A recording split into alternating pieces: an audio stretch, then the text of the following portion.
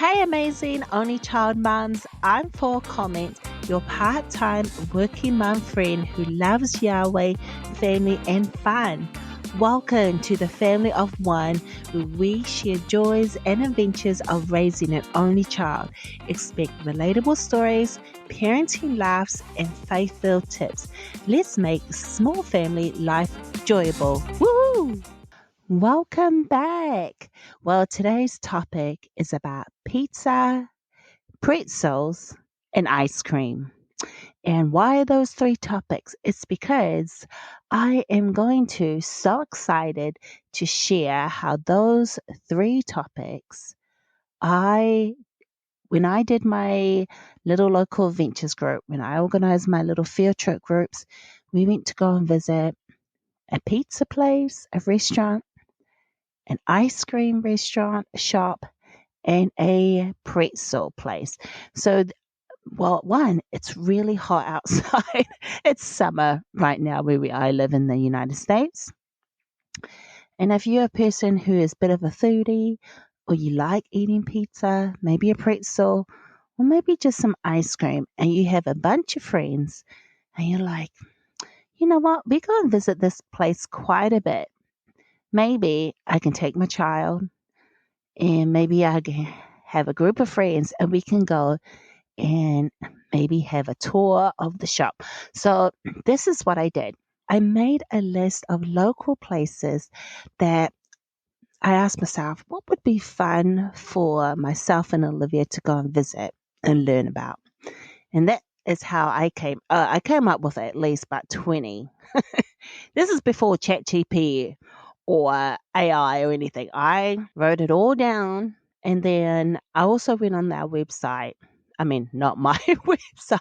I Googled local shops in the area. So after I had my list, I made a list of what fun places would I like to go and visit for myself and for my daughter to learn.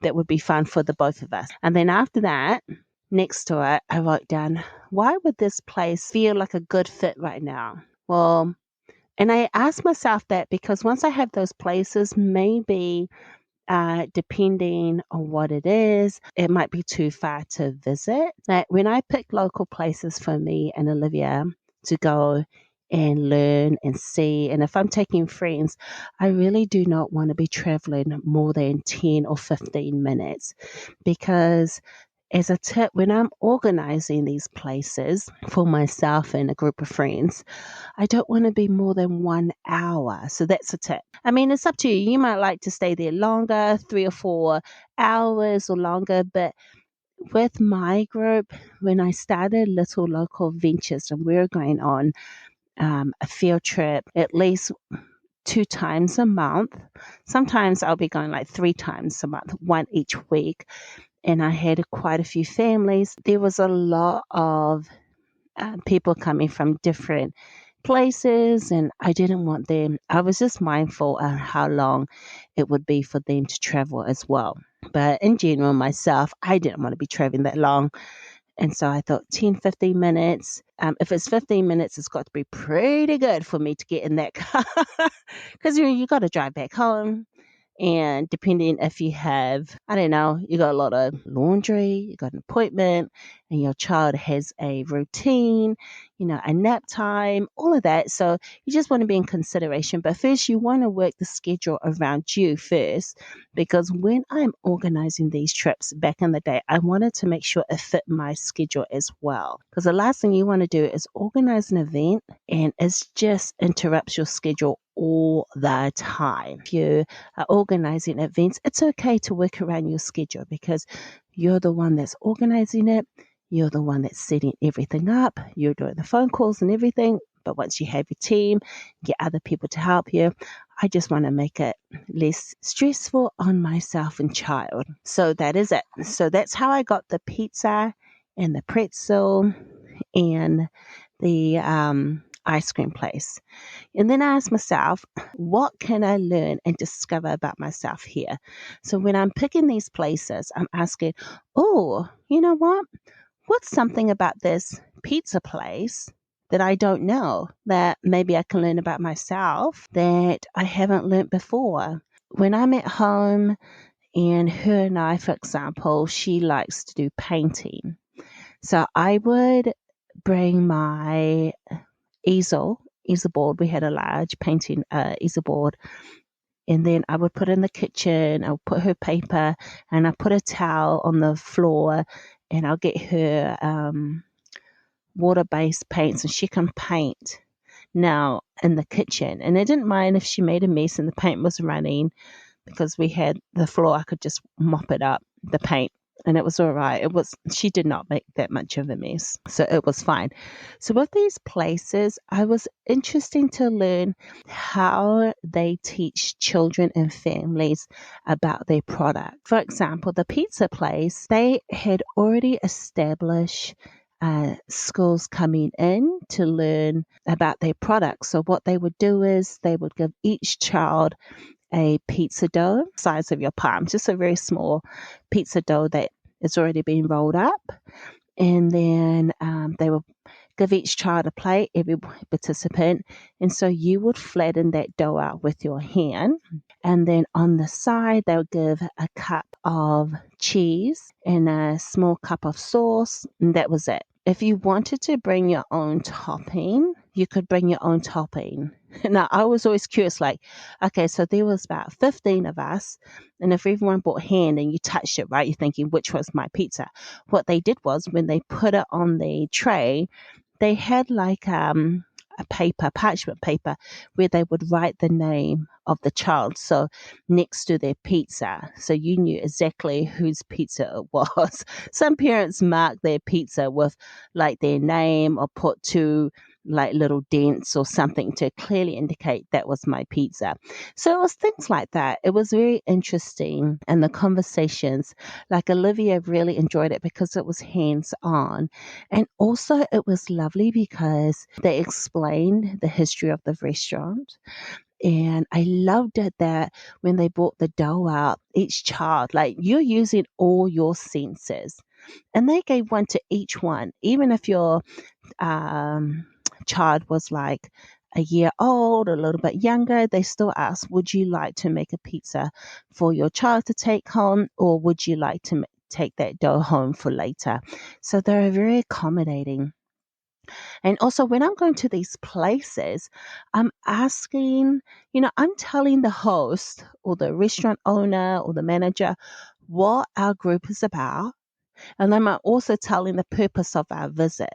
So when I thought about these places and I'm asking, what is it I want to learn about? Is this a good right fit? And what do I want my child to discover about these places as well? Will it be fun for them? Is it right up their alley? Like, they just love this sort of place. Like, I am thinking before I call the restaurant owner or the business. And once I have that, I'm asking questions like, okay, what are the hours? Is there any cost? Now, some of the things we did was free, and some were had cost to it. Now, I always try when I'm organizing groups. When I did my group, I really did my best, and I did not want the cost to be high. Now, for me, it was like $2 to $3. If it was more than that, it was because it was, like, for example, I don't know, going to an event. But I preferred to make the cost as affordable as possible, because one, gas, and some parents that I invited, I just felt with everything going on, the cost of raising a child, it's going to be expensive. And then, because if you're saving money for the event, and then if there are products there, the parents are going to spend money because they're like, oh, I have a lot of experience. So, for example, when we made this pizza, we had our own individualized small pizza, a very small pizza, like the size of your palm, your hand, very small. And then they gave us, I think it was about 15 of us, and then they gave us like 3 large pizzas for free on the house. And they said, here, this is on the house. And the event itself, it didn't cost us anything. They said, oh no, this is what we do. We give back to the community. So the event itself was free, but they did ask for donations. And not only did the group kindly gave, but they also bought pizzas to take home because it was so yummy and the staff was just so excellent. So that's what I mean. If you have a good experience, you might buy, most likely for my group, I saw a lot of my families either bought products on that day to take home or they returned back to that store and they bought family. And that's a good thing as well because you are bringing in new customers. So from my experience, the families that I took to a variety of businesses, they brought in more customers for them. And another thing too, when I am visiting these places, I'm asking them, are there any restrooms? Are there any bathrooms available? That is very, very important. And what's the parking like? Because the parking, is it free? Is it parking on the street? Do they have to walk a long way? Is it safe for parents to get to the location? Because they have little ones. And these are all these things I'm thinking about. So I'm ticking and I have a tick box and how early can I book for our group to go and visit? So that was what I'm thinking about, all these questions. And so the next one is the pretzels. And this is a wonderful, we had two different experiences at two different pretzel places. One was called Jojo Pretzels, and they were lovely. It's a local pretzel store. They're still here in my local town. And the owner's wife, and she led the group. Now, once again, each participant had a pretzel dough. Now, they had already, what's lovely about this, they prepare everything for you. All you got to do in these activities, the ones that we went to, they had everything set up, came out, and she gave each person a pretzel dough. And then she told us a story about Christ and how that related to how they made this particular shape of the pretzel. And it was so lovely and easy to follow. What was wonderful about it, that many of my group, that was their first time making their own pretzels at the store. Like we would buy the pretzel, but we did not make our own pretzels. In this particular store, they have they make the pretzels in front of you so you can see how they make it. But it was really awesome when you see your child, like you go and buy the product at the store, you can see how they make it. But when your child is making it, there's like a connection. Like, Olivia loved to share this experience with her father, with her grandmother, with her friends. Her and her little friends would talk about it. It was so good. And so because she starts the conversation, oh, we made pretzels, and just hearing from her own perspective what she enjoyed about it again, hearing her heart, how she enjoyed it. And some of those trips, her grandma came, or invited grandma, grandpa, um, and her dad would come if he could come with some of those trips. And it was just so lovely because she got to learn from them as they are learning from her. And then they are connecting and sharing what they're all learning. Now, when you're learning and exploring together on an activity, it really, for me, I notice it's just amazing because you're excited. There's a language. There's a laughter. I mean, and then you get to share those experiences and you get to listen and you get to communicate over dinner. For us, because at that time, before I had Olivia, I was working and I was going to school. My husband, he had a full-time job. And we seemed like we hardly didn't really talk that much. We thought we did. But when we had Olivia.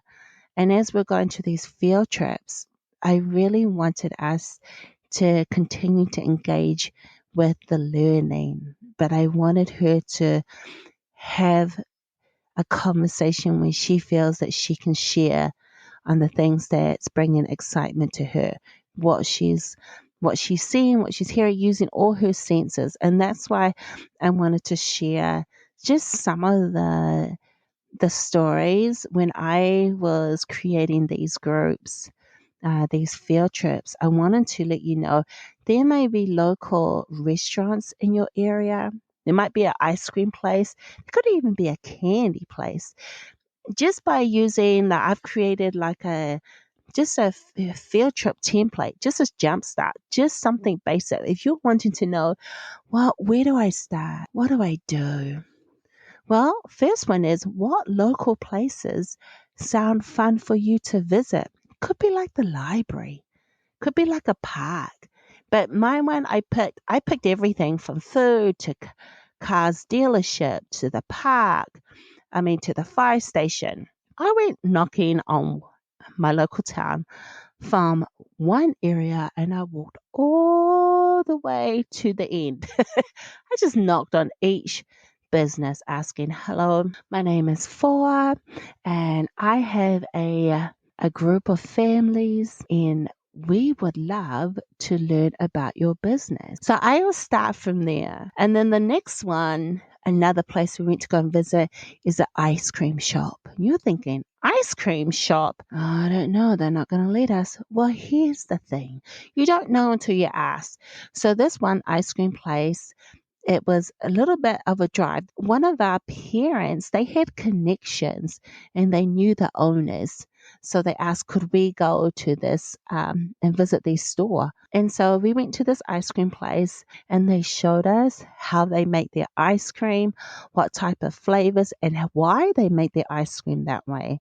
And then they gave us samples and then they also let us just see how they store their products, where they store their products. So it was really good to just see how your local store makes certain products and why it tastes so yummy and what their favorite flavor is. And they took questions from children.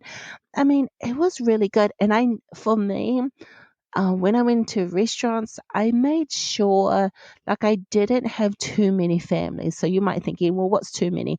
I didn't like to have more than 10 or 15 per field trip.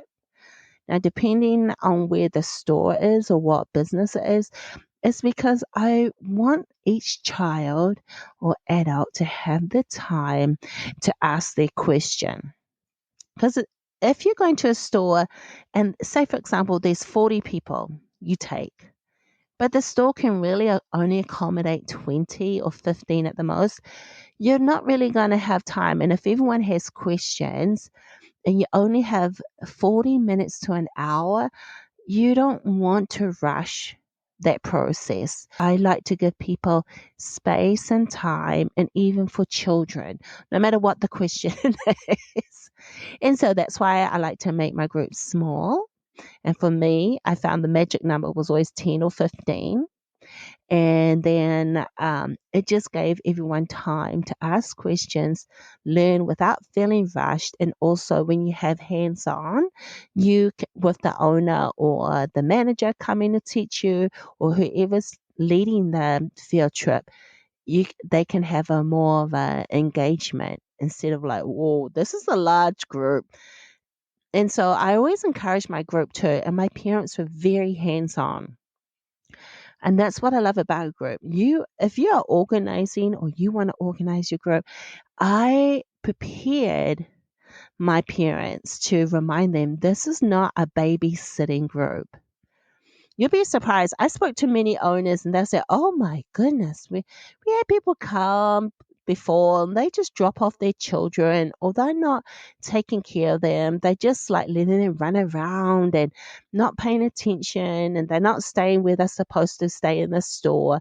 So I would always say to my parents, when I am organizing a field trip for you or an activity and we're visiting businesses, I tell them that my group, my parents are very aware, and they understand this is not a babysitting play time.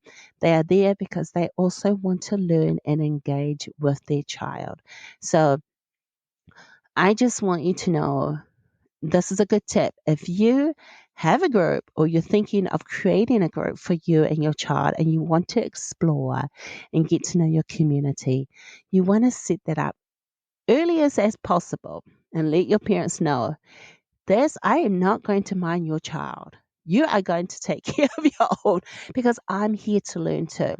My heart was to learn with Olivia, have fun, grow, explore, discover things together. And I did not want that to be taken away from her because I was going, because I'm yelling at another, I'm telling a child, don't go there. Where's your mom? Oh my goodness. Where's your father? Where's your grandpa? Stop running. Put that down. No, no, no, no, no, no, no, no. Please, no. And so, if you make it very clear to your friends and family, it's just going to be so much easier because why? It takes time. But once you do enough of these field trips, you have a good flow and you know who to bring and who maybe let them know it's not available because they did not take care of the child.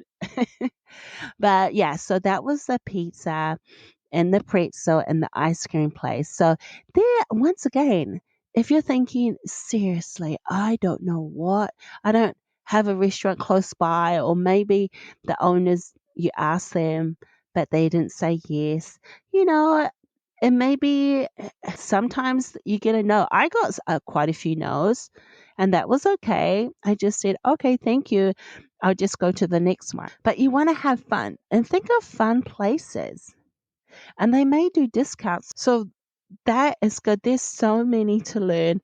And why do you want to go and visit these places? Well, one, for me, when I was building these communities, um, this group, I wanted Olivia to have friends her age. And also I wanted to meet other mums. And I met other mums that only had an only child as well. If you're wondering, oh, I don't know anyone yet. Well, just maybe find the local places just for you and your child. I mean, you don't have to take a whole group. You can just you and your child go and see.